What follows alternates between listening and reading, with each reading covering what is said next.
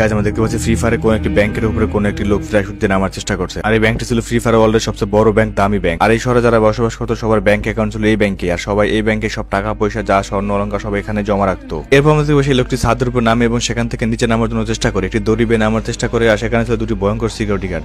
আর এরপর আমরা জানতে পারি সেই লোকটি কোনো সাধারণ লোক ছিল না, সে ছিল ওই শহরের সবচেয়ে ভয়ঙ্কর ডাকাত। আর এরপর আমরা দেখতে পাই সে সেখানে মাটিতে নামে এবং তার পায়ের শব্দ শুনে সিকিউরিটি গার্ড সেখানে এগিয়ে যায়। এগিয়ে যাবো কাউকে দেখতে পায়, হঠাৎ করে তার পাশ থেকে কেউ তাকে ইলেকট্রিক শক দেয় এবং সে সেখানে অজ্ঞান হয়ে যায়। তারপর আমরা দেখবো সেটা ছিল রায়স্টার।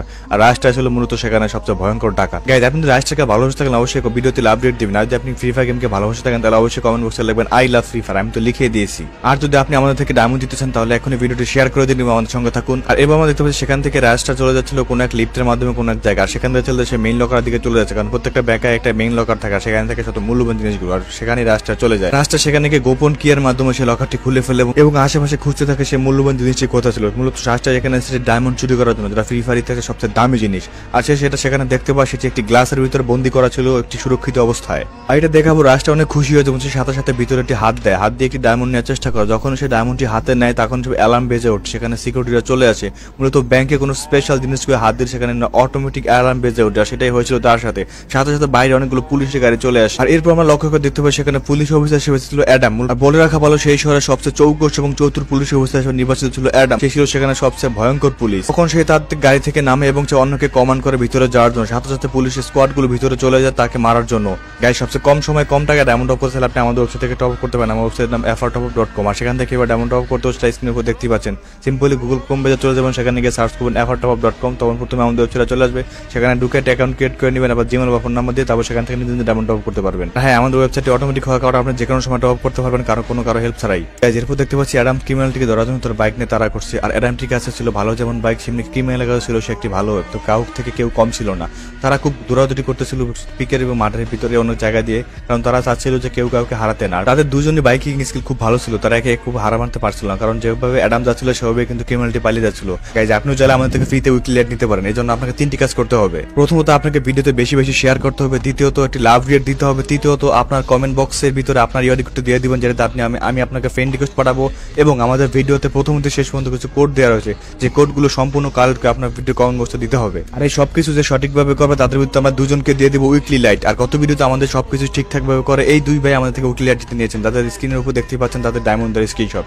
তো দেরি কিসে, এখন শুরু করে দিন, লাইক কমেন্ট শেয়ার। এরপর দেখতে পাচ্ছি সেখানে একটা হেলিকপ্টার চলে আসে। মূলত হেলিকপ্টার ছিল ওই ক্রিমিনাল, আর ক্রিমিনালের বন্ধু সেখানে চলে আসে এবং ক্রিমিনালকে বাঁচানোর জন্য। এদিকে দেখতে পাচ্ছি পুলিশ অ্যাডাম সেখানে গর্তে পড়ে যায় এবং গর্তে তাকে ফেলে রাখা হয় এবং ক্রিমিনালটি সেখানে চলে যাচ্ছিল হেলিকপ্টারের মাধ্যমে। এবং সে সেখান থেকে হেলিকপ্টার করে যাওয়ার আগে একটি ভয়ঙ্কর কাজ করে যায়, গর্তে থাকা অ্যাডাম পুলিশের উপরে একটি গ্রেনেড ছুড়ে দিয়ে যায় এবং সেখানে গ্রেনেডটি ব্লাস্ট হওয়ার সম্ভাবনা থাকে।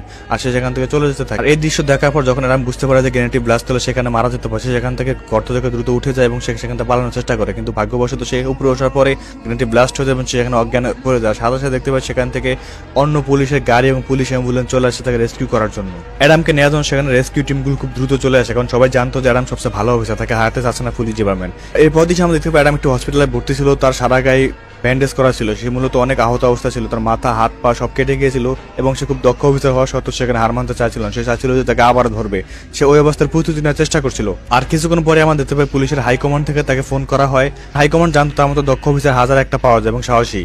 আর এরপর অ্যাডাম সেই কলটি রিসিভ করে এবং হাইকমান্ডের সাথে কথা বলতে থাকে। মূলত হাইকমান্ড তাদেরকে বোঝাচ্ছিল এবং সিচুয়েশন আসবে যাবে, আর অ্যাডামও সেগুলো মন দিয়ে শুনছিল, কারণ অ্যাডাম জানতো যে হাইকমান্ড সবসময় ভালো কথাই বলে। আর তারপর আমরা দেখতে পাচ্ছি অ্যাডামকে হাইকমান্ড থেকে বলা হচ্ছে সেই জন্য আর কিছুদিন রেস্টে থাকে এবং সম্পূর্ণ সুস্থ ডিউটিতে ফিরে আসে। কিন্তু না, অ্যাডাম এগুলো মানতে চাচ্ছিল না। অ্যাডাম বলছে যে না, তুই ক্রিমিনালকে গ্রেপ্তার করবি। সে অবস্থাতে ডিউটি করার জন্য আবেদন জানায়, কিন্তু হাইকমান্ড থেকে তাকে না বলে। তা না বলা সত্ত্বেও সে বলছিল যে না, আমি অ্যাডাম ডিউটিতে আসবই। এরপর যেদিন অ্যাডাম অনেক রাগ হতে থাকে ক্রিমিনালটির উপরে যে তাকে ধরতেই হবে, হাইকমান্ড থেকে কথা যাই বলুক না, এখন আমি যেগুলো মানবো না। এরপর দেখতে অ্যাডাম ধীরে ধীরে সেই কথাগুলো শুনতে থাকে মন দিয়ে এবং যে প্রস্তুতি নিচ্ছিল কিভাবে তাকে গ্রেপ্তার করা যেমন ভাবছিল, কারণ তখন অ্যাডাম ছিল অনেক ক্লান্ত আর তার গায়ে হাতে পায়ে এখনো ব্যান্ডেজ অবস্থায় ছিল। সে সেখান থেকে ফোনটি রিসিভ করে এবং কথা বলার চেষ্টা করে। মূলত সে তাকে বোঝানোর চেষ্টা করছিল যে না, সে অসুস্থ থাকলো সে ক্রিমিনালকে গ্রেপ্তার করবি। এরপর দেখতে পাচ্ছি সেখান থেকে কলটি রেখে দেয় এবং কলটি রেখে সে প্রস্তুত হচ্ছিল আবার কাকে ধরার জন্য। আর এরপর সে আবার ড্রেস পরে রেডি হয়ে যায় তাকে ধরার জন্য। আর এরপর কি হতো চলুন একসাথে দেখি।